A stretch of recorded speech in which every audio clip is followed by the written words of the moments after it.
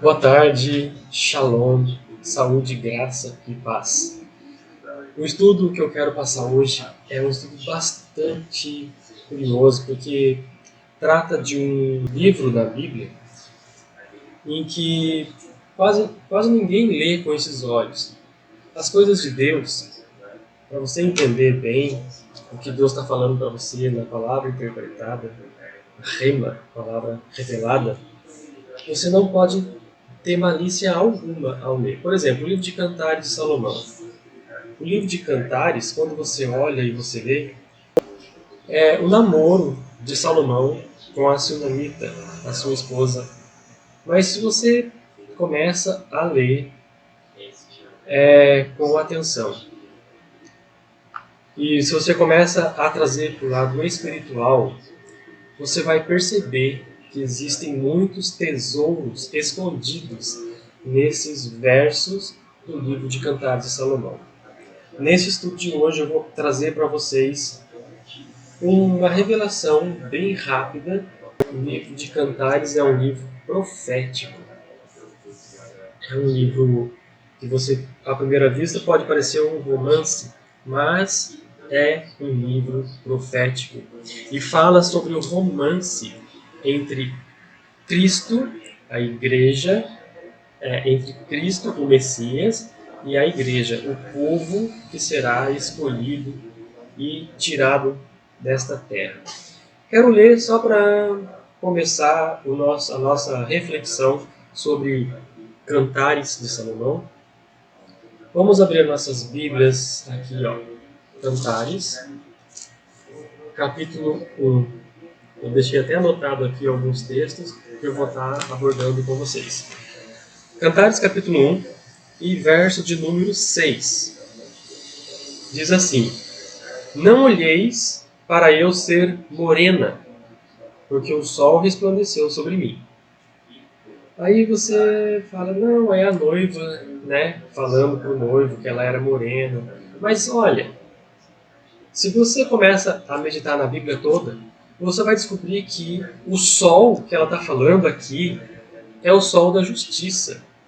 Então, ela ficou morena de tanto que o sol da justiça resplandeceu sobre ela. Está falando da igreja, dos escolhidos, o sol da justiça. Ele se resplandece sobre nós, sobre você. Então, quando alguém faz injustiça com você, Deus é o sol da nossa justiça. E ele resplandece sobre nós, mesmo que a gente, às vezes, precise ficar até morenos, de tanto que ele precisa se refletir sobre nós. Olha que palavra no oculto, né? Que está trazendo agora a revelação. Que coisa linda, maravilhosa é a palavra de Deus. Vamos ver aqui no capítulo 1, versículo 7. Diz assim, ó: Dize-me, ó tu, a quem ama a minha alma. Quem é que ama a nossa alma? Salomão não podia falar para a esposa dele que ele amava a alma dela. Ele tinha que falar que amava ela, né? Mas aqui, olha só. Dizem, ó tu, a quem ama a minha alma, onde apacenta o seu rebanho. Apacenta o rebanho? Olha só, aqui já está explicando o que é o sentido da palavra. Salmos de número 23. O Senhor é o meu pastor e nada me faltará. Numa tradução mais atualizada, diz: Se Deus é o meu pastor, logo não tenho falta de mais nada. Então, o que está falando aqui? Apacenta o rebanho. O pastor tem um rebanho. Então, para você ser desse rebanho, você tem que ser ovelha. Olha que tesouro escondido aqui nas Escrituras, que muita gente lê e passa e nem percebe o que está escondido aqui, né?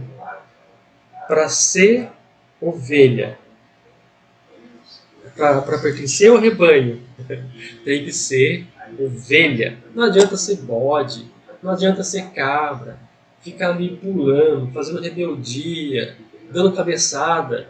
Não adianta. Tem que ser ovelha, tem que ser calma, tem que ser suave, tem que ser humilde. É isso que está falando aqui, que para você ser do rebanho de Deus, você tem que ser humilde. Essa é a palavra. Vamos ler ainda no Cantares, capítulo 1, versículo 12. Capítulo 1, versículo 12. Enquanto o rei está assentado à sua mesa, dá o meu nardo o seu cheiro. Aqui está falando assim, ó. O rei é o Senhor Jesus, o Messias. Ele está lá junto com o Pai agora, mas ele vai voltar. Mas ele está lá junto com o Pai. E ele está sentado na mesa do Pai ali. Só que, quando você começa a orar aqui na terra, a sua oração, ela vai subindo para o céu, até as narinas de Deus, e chega diante dele como um perfume agradável. Olha só, enquanto o rei está sentado. Quem é o rei? O Messias. Está sentado à mesa, dá o meu nardo o seu cheiro, para a gente buscar a Deus, para a gente orar, é para a gente clamar pelo nome do Senhor. Aí, verso de número 13. O meu amado é para mim um semelhante à mirra. Quando fala de mirra, está falando de sofrimento, porque a mirra, para virar mirra, ela passa pela prensa. Ela é esmagada até ela virar mirra. E aonde Jesus foi esmagado? Lá na cruz do Calvário. Ali na cruz do Calvário, ele foi esmagado por mim, por ti, pelos nossos pecados. Ele foi esmagado para resgatarmos das mãos do inimigo, porque tinha uma carta, uma nota promissória desde o pecado de Adão que dava legalidade para o inimigo ter posse, para ele ter a chave do inferno, a chave da morte. Ele podia levar as pessoas para o inferno. Ele podia arrastar as pessoas para o inferno antes de Cristo.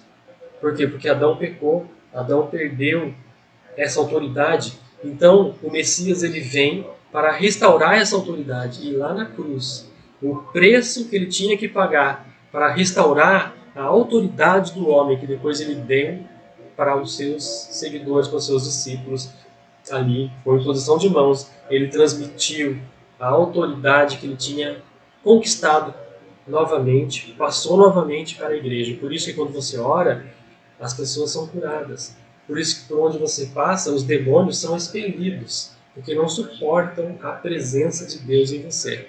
Por isso que muitas das vezes as pessoas cheias de demônios se levantam contra você porque não suportam estar perto de você, porque tem em você um cheiro diferente, tem em você uma luz diferente. Então os demônios não suportam. Então eles não aguentam nem ficar perto de você. Eles sentem ódio, sentem raiva.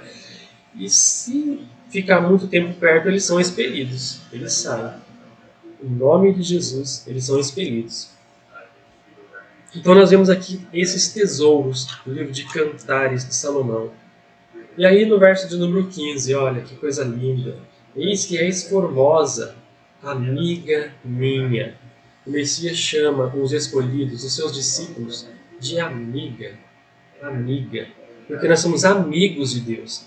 Nós entramos na presença de Deus quando nós buscamos a presença dEle e oramos. Nós estamos conversando com Ele. A oração é uma conversa. Então nós estamos conversando com Ele porque somos amigos. Somos amigos de Deus. E aí ele fala assim, eis que és formosa. Verso de número 15. Eis que és formosa, ó amiga. Eis que és formosa, os teus olhos são como os das pombas. Oh, coisa linda! Já reparou numa pomba, como é que a pombinha bebe água? Ela chega, por exemplo, tem uma poça d'água ali. Ela chegou voando, sentou ali para beber água. Ela bebe água diferente de todas as outras aves. As outras aves bebem assim, né? Põe o biquinho ali e levanta para cima para a água descer, né? A pomba não. Ela fixa, ela procura aonde está um lugar mais limpinho. Ah, tá ali o lugar limpinho. Ela põe o biquinho ali e suga. Igual um canudinho, ela vai sugando. Ela não faz assim com a cabeça, ela suga. E os olhos da pomba ela fica procurando essa água limpinha para ela beber. E aqui está falando, que os olhos dos escolhidos de Deus são como os olhos das pombas. Está comparando. Que alegria que eu senti agora. Que unção que eu senti agora. Está comparando os nossos olhos de pomba, por quê? Porque nós estamos buscando a água limpa. Aqui é a palavra. A palavra de Deus é a água que nós bebemos e que nos limpa, que nos lava, que deixa nossas vestes brancas, brancas diante de Deus. Olha que coisa mais maravilhosa essa palavra que Deus trouxe nesta manhã. Gostaria que você meditasse nessa palavra. Hoje à tarde, daqui a pouquinho, eu vou trazer para você também o capítulo 2. O capítulo 2 também tem muitos segredos escondidos, revelados ali. Muita coisa de alimento para a nossa alma. Vamos fazer uma oração rapidinho? Amado Deus, Pai querido, aqui estamos na Tua presença, buscando a Tua face.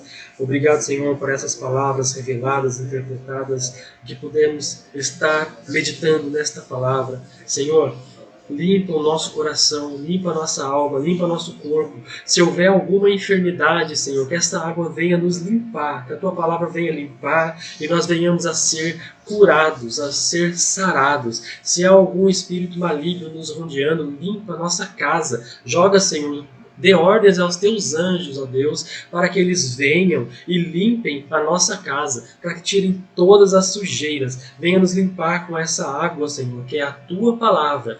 Peço, Pai, em nome de Teu Filho amado. Amém, amém e amém. Deus abençoe a todos. Depois, logo, o próximo estudo que eu vou trazer vai ser sobre Cantares, capítulo 2. Não perca, tem muito conteúdo aqui para nós aprendermos e meditarmos juntos nesta palavra tão maravilhosa, tão doce, tão aconchegante para a nossa alma. Deus abençoe.